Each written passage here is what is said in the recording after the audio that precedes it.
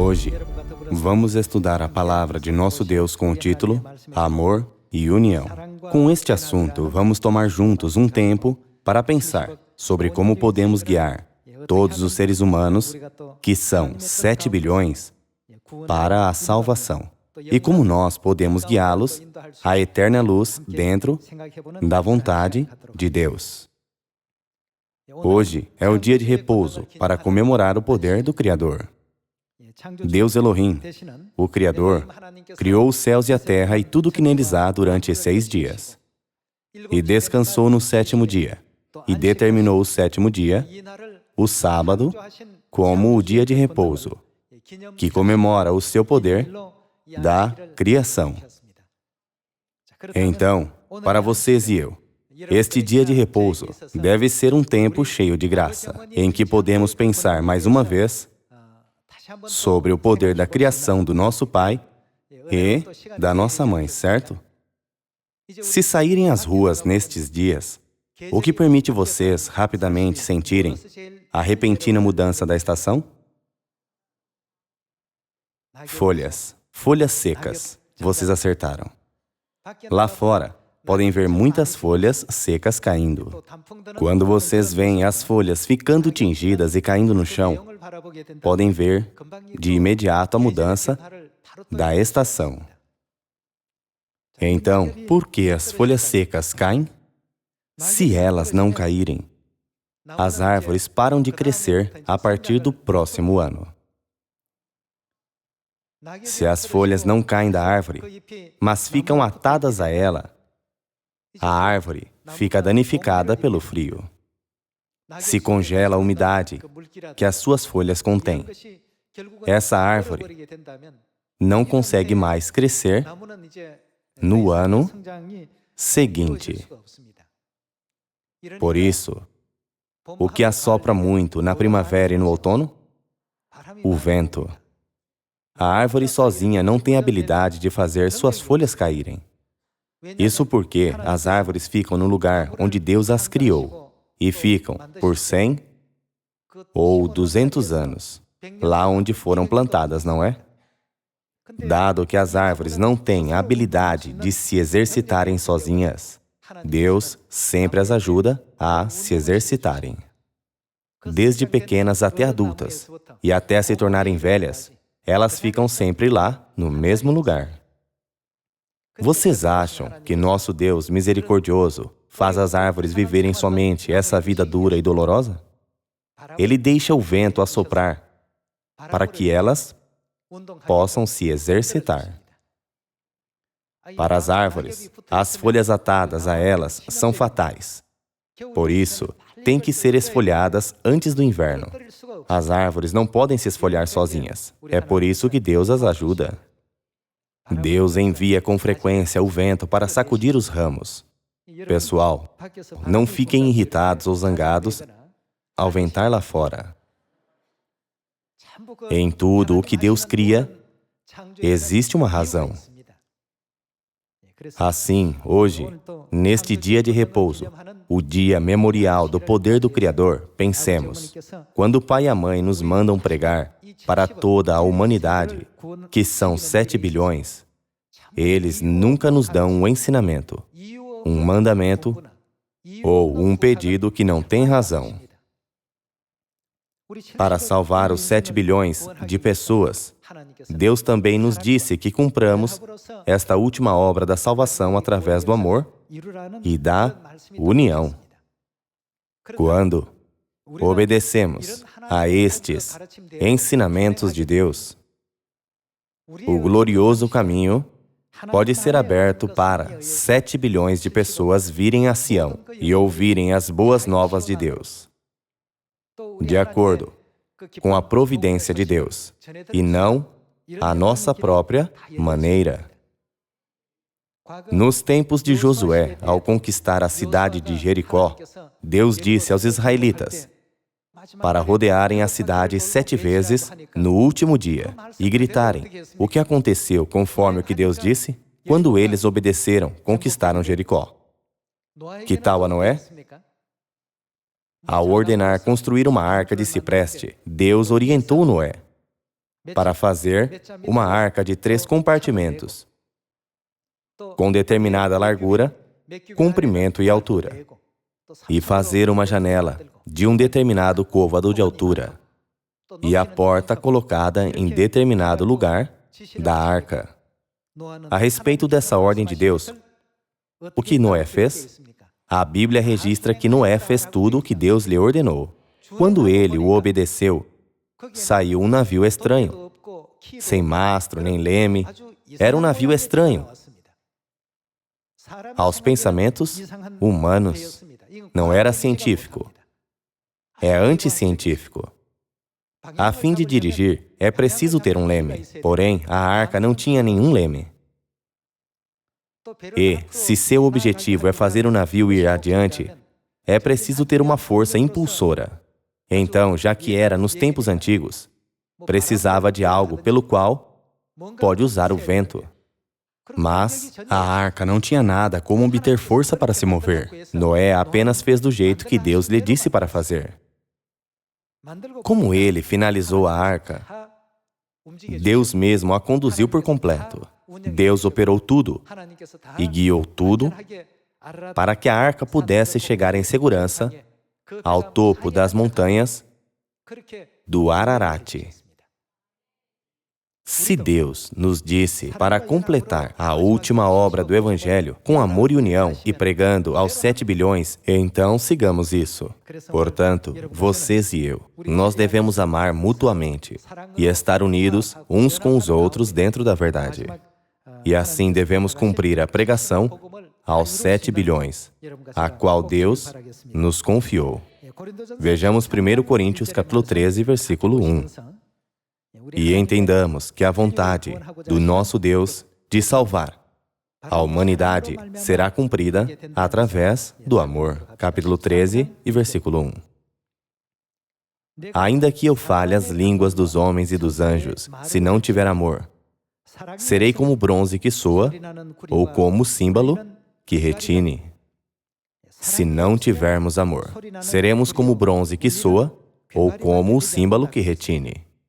Ainda que eu tenha o dom de profetizar e conheça todos os mistérios e toda a ciência, ainda que eu tenha tamanha fé, a ponto de transportar montes, se não tiver amor, nada serei. E ainda que eu distribua todos os meus bens entre os pobres, e ainda que entregue o meu próprio corpo para ser queimado, se não tiver amor, nada disso me aproveitará. Aqui em 1 Coríntios capítulo 13, explica sobre o amor. Sem amor, somos apenas como o bronze que soa e o símbolo que retine. Ainda que tenhamos o dom de profetizar, conheçamos todos os mistérios e toda a ciência. Ainda que possamos memorizar tudo desde Gênesis até Apocalipse, lembremos de toda a Bíblia. E ainda que tenhamos uma grande fé que pode mover montes, se não tivermos amor em nós, o que seremos? Nada seremos, nada obteremos, nada significaremos. Pessoal, depois de trabalhar, queremos resultar nada? Não, não queremos isso, não é? Nós devemos resultar algo. Então, o que devemos ter em nós? O amor. A Bíblia claramente testemunha que todo conhecimento e toda fé que procedem sem amor são realmente nada ao final. E também expressou que, do ponto de vista de Deus, eles são sem sentido. Continuemos com o versículo 4.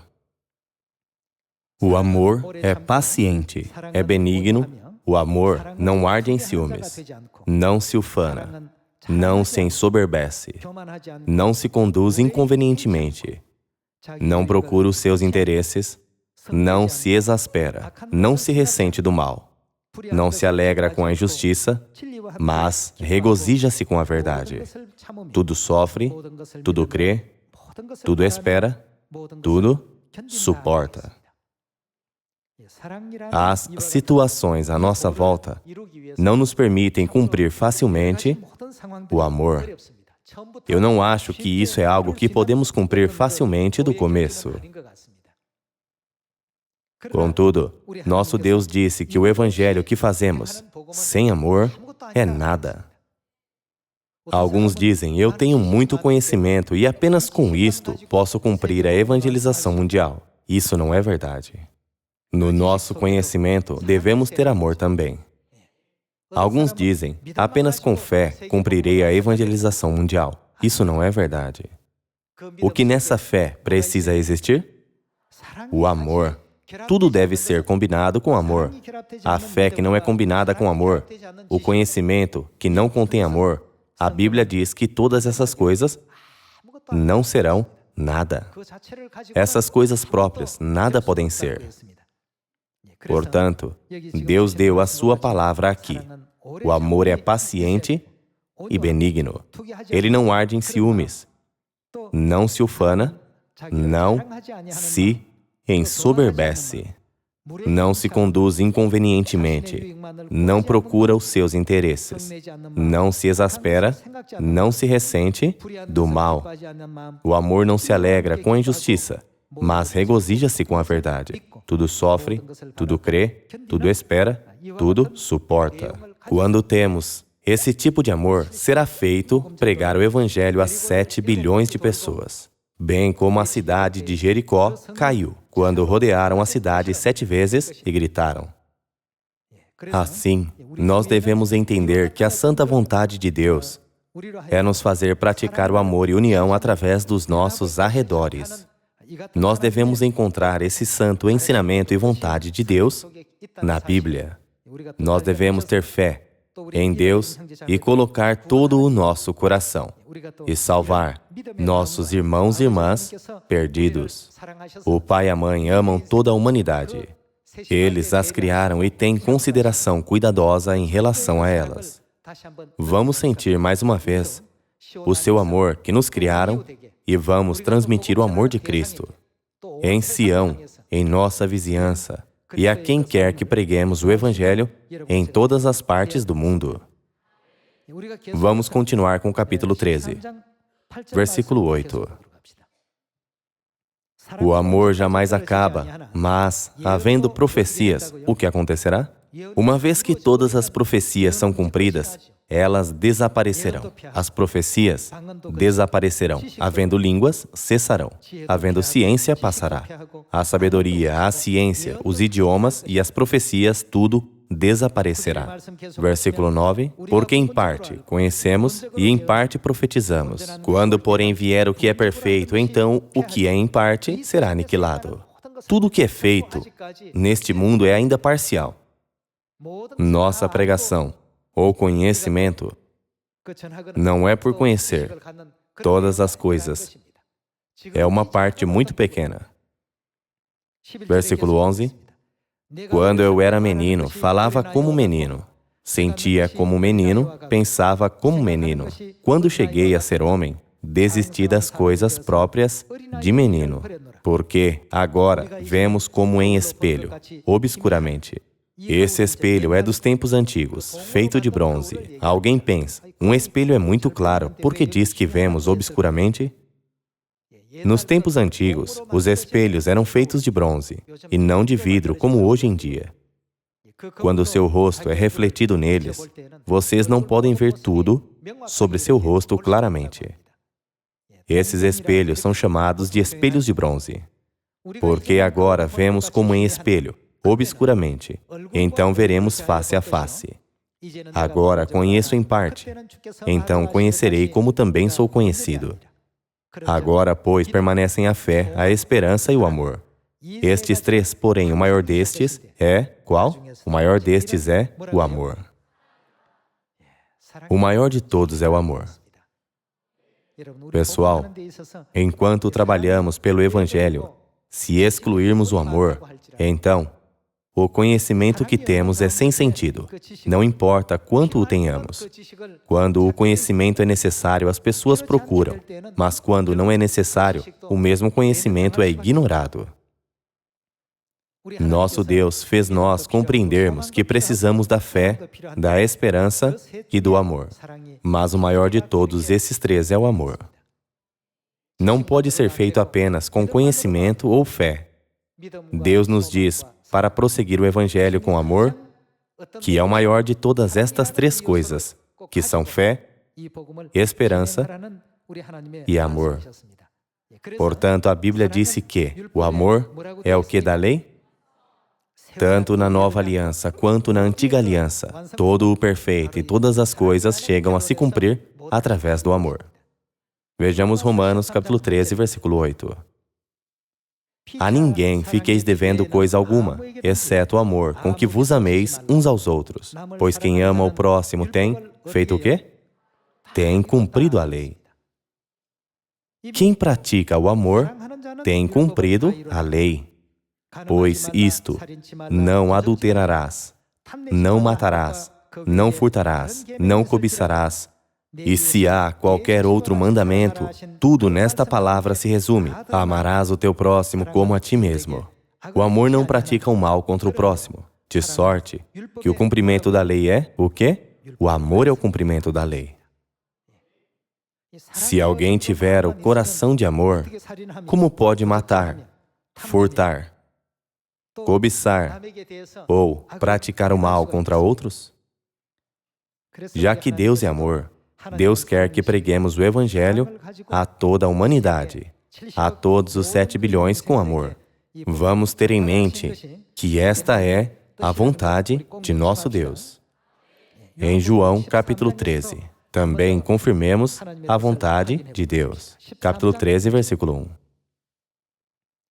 1. Ora, antes da festa da Páscoa, sabendo Jesus que era chegada a sua hora de passar deste mundo para o Pai, tendo amado os seus que estavam no mundo, amou-os até o fim. Deus nos amou um pouco no início, e depois, por preguiça de guiar, não queria cuidar mais de nós?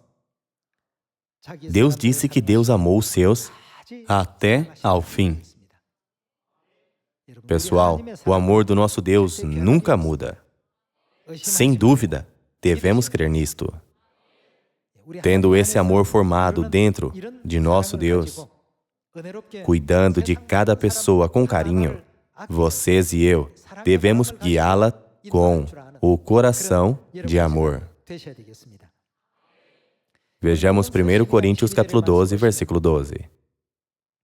Porque, assim, como o corpo é um, e tem muitos membros, e todos os membros, sendo muitos, constituem um só corpo, assim também com respeito a Cristo, pois em um só Espírito todos nós fomos batizados em um corpo, quer judeus, quer gregos, quer escravos, quer livres. E a todos nós foi dado beber de um só Espírito, porque também o corpo não é um só membro, mas muitos. Se disser o pé, porque não sou mão, não sou do corpo, nem por isso deixa de ser do corpo. Se o ouvido disser, porque não sou o olho, não sou do corpo, nem por isso deixa de o ser. Se todo o corpo fosse olho, onde estaria o ouvido? Se todo fosse ouvido, onde o olfato? Mas Deus dispôs os membros, colocando cada um deles no corpo, como lhe aprouve. Disse que somos membros do corpo de Cristo. De quem é a vontade para o corpo ser feito dessa forma? E para cada um de nós estar em certas posições e desempenhar estes papéis? Aqui diz, como aprouve a Deus. Deus dispôs os membros colocando cada um deles no corpo. Nós estamos nas nossas posições conforme aprouve a Deus. Nós fomos enviados conforme aprouve a Deus. Todos os nossos membros de Sião são irmãos e irmãs que receberam o mesmo sangue e se tornaram um só corpo. Nos Estados Unidos, tanto os membros na costa leste e na costa oeste, quanto os membros na parte sul e na parte norte, todos são membros da nossa família. E não somente membros na América, mas também os membros na Ásia, na África e na Europa. Todos os membros da família de Sião nesta aldeia global são os nossos familiares. Hoje, nosso Deus disse que a todos nós foi dado beber de um só Espírito, e que em um só Espírito permitiu-nos tornarmos um. Nós, através dessa parte, podemos entender mais uma vez quão importante é estarmos unidos no amor da Mãe. Por isso, expressou, Deus dispôs os membros colocando cada um deles no corpo como lhe aprouve. Vamos continuar com o versículo 19. Se todos, porém, fossem um só membro, onde estaria o corpo? O certo é que há muitos membros, mas um só corpo. Não podem os olhos dizer à mão, não precisamos de ti, nem ainda a cabeça aos pés, não preciso de vós. Pelo contrário, os membros do corpo que parecem ser mais fracos são necessários. Versículo 23. E os que nos parecem menos dignos no corpo, a estes damos muito maior honra. Também os que em nós não são decorosos revestimos de especial honra. Mas os nossos membros nobres não têm necessidade disso. Contudo, Deus coordenou o corpo, concedendo muito mais honra àquilo que menos tinha, para que não haja divisão no corpo. Pelo contrário, cooperem os membros com igual cuidado em favor de quem? Em favor uns dos outros. O pai e a mãe nos fazem cooperar com igual cuidado em favor uns dos outros. No seu santo amor, Deus fez nossa Sião ser uma igreja que prega o Evangelho a todos os 7 bilhões na aldeia global. E Ele está cumprindo e guiando esta igreja para que possa salvar todos os nossos irmãos e irmãs perdidos dentre os 7 bilhões. Versículo 26. De maneira que, se um membro sofre, todos sofrem com ele. E se um deles é honrado, com ele todos se regozijam. Ora, vós sois corpo de Cristo e, individualmente, membros desse corpo. Pessoal, podemos entender que tudo isso é um papel e uma parte para cumprir a pregação aos 7 bilhões. Mesmo enquanto as coisas são cumpridas assim tão rapidamente, o que mais é necessário é o amor e a união. Nós, a família de Sião, nunca devemos perder a união nem o amor. Nós estamos cumprindo o Evangelho através do amor e da união. Vejamos um versículo em Romanos, capítulo 12. Capítulo 12, versículo 10. Amai-vos cordialmente uns aos outros com o quê? Com amor fraternal. E o que mais? Preferindo-vos em honra uns aos outros. No zelo, não sejais remissos, sede fervorosos de espírito. Servindo ao Senhor, regozijai-vos na esperança, sede pacientes na tribulação, na oração, perseverantes. Compartilhai as necessidades dos santos, praticai a hospitalidade, abençoai os que vos perseguem, abençoai e não amaldiçoeis. Alegrai-vos com os que se alegram e chorai com os que choram. Tende o mesmo sentimento uns para com os outros, em lugar de serdes orgulhosos, condescendei com o que é humilde. Não sejais sábios aos vossos próprios olhos. Não torneis a ninguém mal por mal. Esforçai-vos por fazer o bem perante todos os homens. Se possível, quanto depender de vós, tende paz com todos os homens. Pessoal, todas essas coisas são realmente difíceis para nós, seres humanos, realizar. Há pessoas que se exercitam pesado. É muito difícil quando treinam. Fazendo exercícios, o corpo, cuja barriga era grande, se torna musculosa e também consegue ter equilíbrio. A forma do corpo se torna normalizada, assim como Deus lhe deu no princípio. Dessa maneira, qualquer coisa irá bem, desde que sigamos a vontade de Deus. O pai e a mãe sempre nos ensinam a evangelizar com amor e união. Eles mesmos nos mostraram exemplos de praticar o amor e união. Essa é uma lição e ensinamento especial que Deus deu para criar os príncipes herdeiros do reino celestial. Quem ama o próximo tem cumprido a lei. E o amor é o cumprimento da lei. E todos os vossos atos sejam feitos com amor. Estes são os ensinamentos de Deus que nos deu. Em Gálatas capítulo 5, nos disse para servir uns aos outros no amor. E em 1 Tessalonicenses capítulo 4, nos ensinou que aqueles que foram ensinados por Deus devem amar uns aos outros. Assim, Deus nos deu uma compreensão. Vocês e eu não fomos ensinados por uma ideia ou ensinamento pessoal, mas Estamos sendo educados com a palavra do nosso Santo Pai e Mãe Celestiais. Seguindo isso, vamos entrar no eterno reino dos céus e vamos ser os que possam obedecer à santa vontade do Pai e da Mãe, que nos dirão para tomar conta de 10 cidades ou 100 cidades, como o sacerdócio real celestial. Agora, pregando o Evangelho a mais pessoas, vamos dar alegria e esperança aos que estão vivendo sem esperança. E vamos compartilhar mais o amor de Deus com elas. Esperando que toda a família de Sião possa cumprir isso, eu gostaria de concluir o sermão. Muito obrigado.